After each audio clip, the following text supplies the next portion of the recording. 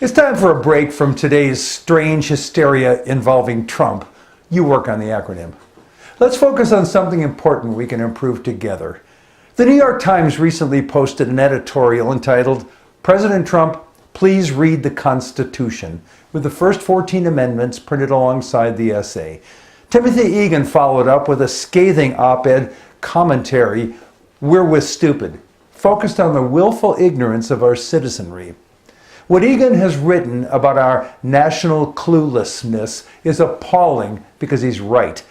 How many Americans could pass the test given to immigrants, a passing grade for which is required to become a new citizen?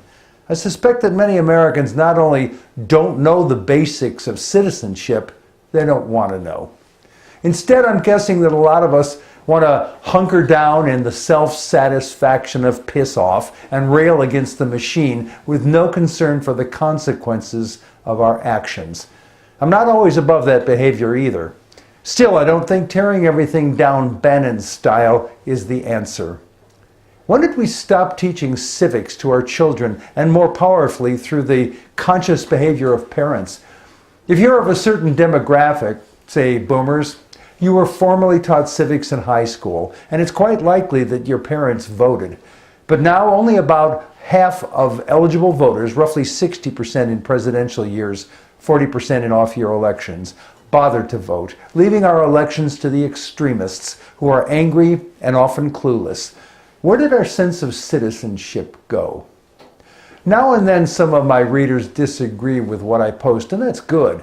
We need the views of lots of people if we're to make sense of our reality, if we're to do something about our common refusal to respect one another, and if we're to make good choices. Most of the people who read my screeds are living in the same bubble I am, but pretty much all of the readers of these posts have a sense of citizenship. They can name the branches of government, and a dozen presidents, and the oceans on our borders. They understand the Establishment Clause, and they're clear that the Civil War was about slavery, meaning money and power. So how come so many millions of Americans, apparently including General Kelly, don't know that? We pay a terrible price for our self-applied blinders. Sadly, I think that it will take a generation or two to clear our thick fog of ignorance. Where should we start? The military draft used to connect citizens to the country and to a personal sense of duty, but it's long gone.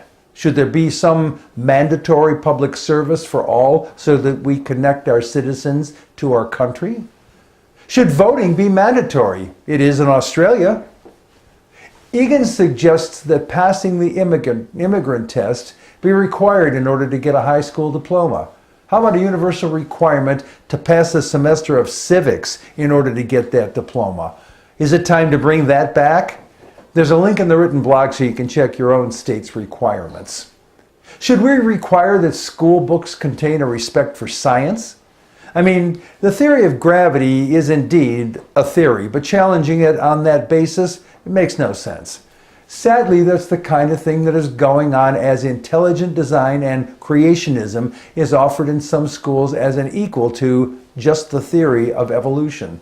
That kind of willful rejection of knowledge leads to all sorts of befuddlement, which suggests, what would you say to mandatory training of high school students in critical thinking and have it specifically focused on the concepts and duties of citizenship?